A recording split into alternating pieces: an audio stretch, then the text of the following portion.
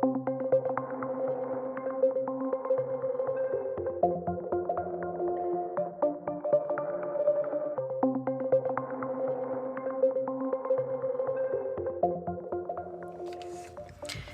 to PodWAVES, where Maritime High School students explore social justice issues with curiosity.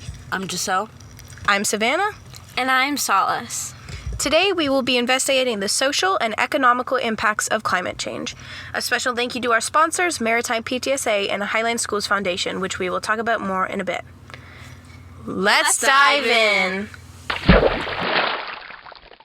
All right, it's Savanna again, and I'm going to talk to you a little bit about the job loss and economical impact caused by climate change.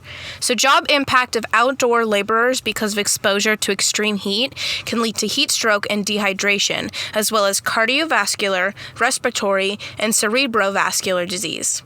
Extreme heat poses various risks to workers, including heat stroke, exhaustion, and fatigue, which can increase the likelihood of errors and accidents in the workplace. Climate change also leads to worsening air quality, with more wildfires and droughts increasing air pollutants, affecting outdoor workers' respiratory health. Frontline workers, like firefighters and healthcare professionals, bear a heavy physical and psychological burden due to extreme weather events. Also, warmer temperatures contribute to a rise in disease-carrying insects like mosquitoes and ticks, which increase the risk of dangerous infections. Agricultural workers are also affected by the increased use of pesticides. The use of pesticides will slowly become more necessary as unhealthy conditions make it harder for plants and food to grow properly.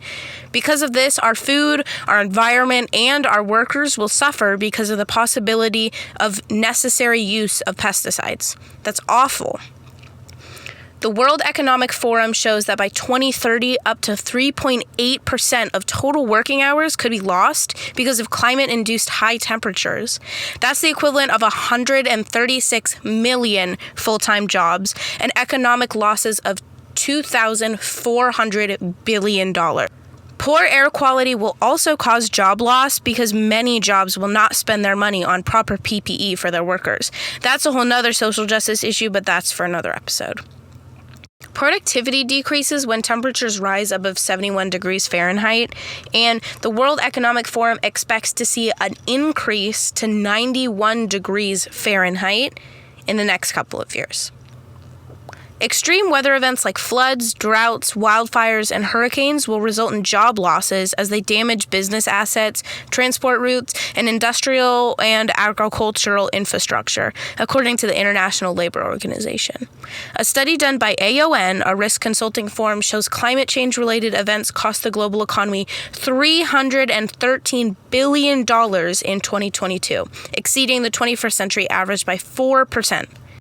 The economical impact and job loss from climate change is such an important factor to consider, and we can encounter serious issues in our economy if we don't resolve this issue extremely soon.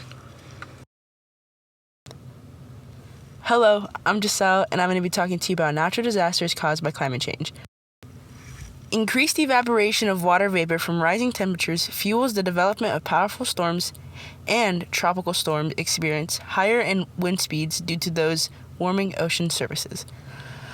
Climate change is raising ocean and atmospheric temperatures, leading to higher sea levels and more frequent intense hurricanes with stronger winds. More than 70 million people face increased threats from sea level rise worldwide.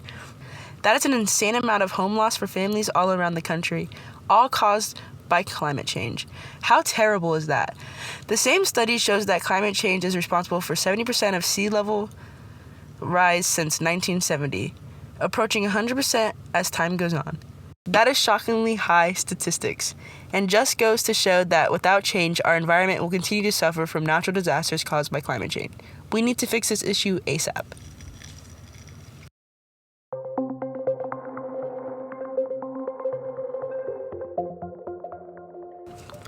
We would like to interrupt quickly to thank Maritime PTSA and Highland Schools Foundation for sponsoring this episode and making PodWAVES possible.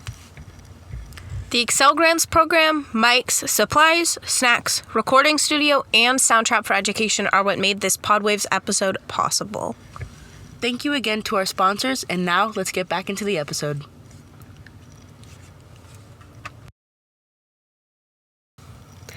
Hi, today I would like to share some knowledge regarding the correlation between microplastic and phytoplankton, which is a vital aspect of our ecosystem.